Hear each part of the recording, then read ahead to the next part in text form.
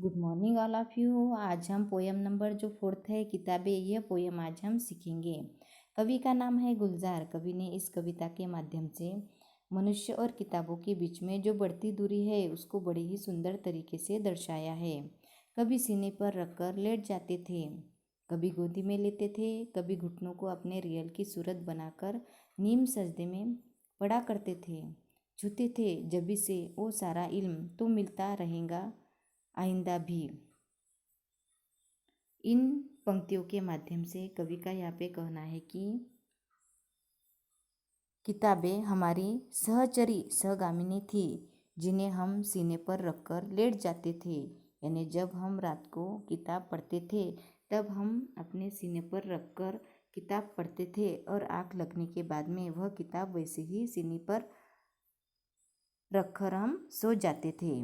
कभी गोदी में लेते थे, यानी दोपहर को जब हम वह किताब पढ़ते थे तो वह अपने गोदी में लेकर पढ़ते थे।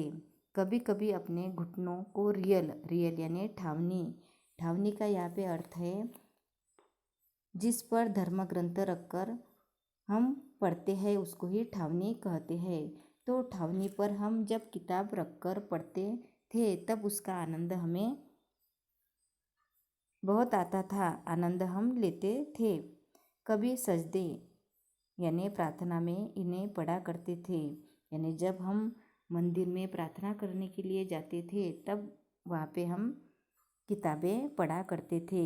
क्यों पढ़ा करते थे? क्योंकि किताबें पढ़ने से हमें बहुत सारा ज्ञान प्राप्त होता था, इसलिए हम किताबें पढ़ करते थे।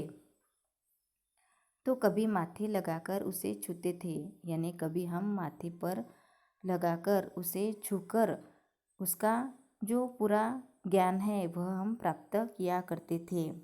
कभी बंधन हो, यानी ये जो रीति रिवाज चलता आ रहा है, यह हमारा जो रीति रिवाज है वह बंद नहीं होना चाहिए, इसलिए कवि ने यहाँ पे कहा है कि जो किताब है और मनुष्य है, किताब और मनुष्य के बीच की जो दूरी है वह हमें ख़त्म करनी है, नष्ट करनी है, समाप्त करनी है। तो यही इन पंक्तियों के माध्यम से कवि ने यहाँ पे कहा है। मगर वो जो किताबों में मिला करते थे, यानी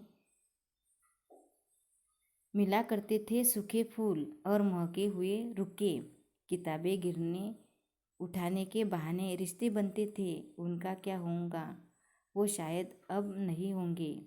यानी इन पंक्तियों के माध्यम से कवि का यहाँ पे कहना है कि किताबों के साथ कुछ यादगार बातें हमारी जुड़ी हुई है। कैसी यादगार बातें जुड़ी हुई है? तो कभी कभी लोग इन किताबों में किसी के लिए फूल या संदेश पत्र रख दिया करते थे। यानी जब हम किसी के लिए फूल या कोई संदेश पत्र रुके, यानी यहाँ पे संदेश पत्र कहा है कि फूल या संदेश पत्र हम रख देते थे और वह जो व्यक्ति है वह उस फूल को या उस संदेश पत्र को देखता था, तब उसको वह उसकी यादें जो है वह याद आती थी। तो यही इन पंक्तियों के माध्यम से कवि का यहाँ पे कहना है कि सूखे फूल और संदेश पत्र रखकर हम वह किताब जब निकालते थे पढ़ने के लिए तो वह सूखे फूल और संदेश पत्र देखकर हम खुश होते थे। कवि गुलजार जी का यहाँ पे कहना है कि एक दौर था, यानी एक समय था कि किताबें गिरने उठाने के बहाने, यानी एक ऐसा समय था कि हम जब किताबों को गिराने उठाने के बहाने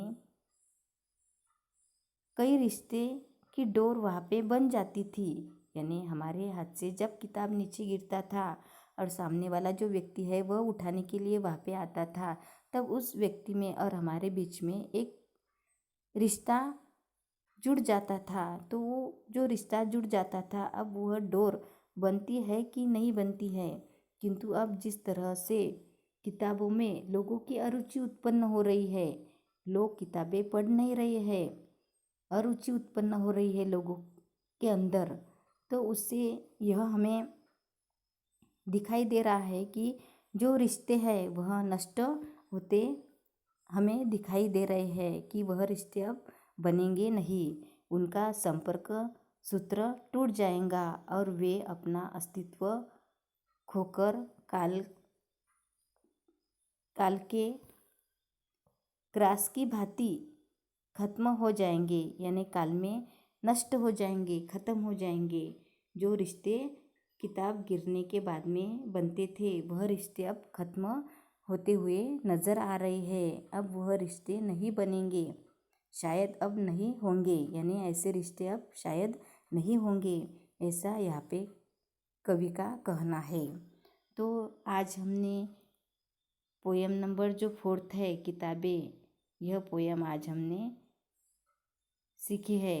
तो इस पोयम के माध्यम से कवि का यहाँ पे कहना है कि जो किताब और मनुष्य के बीच में जो दूरी उत्पन्न हुई है तो उस दूरी को हमें नष्ट करना है, ख़त्म करना है।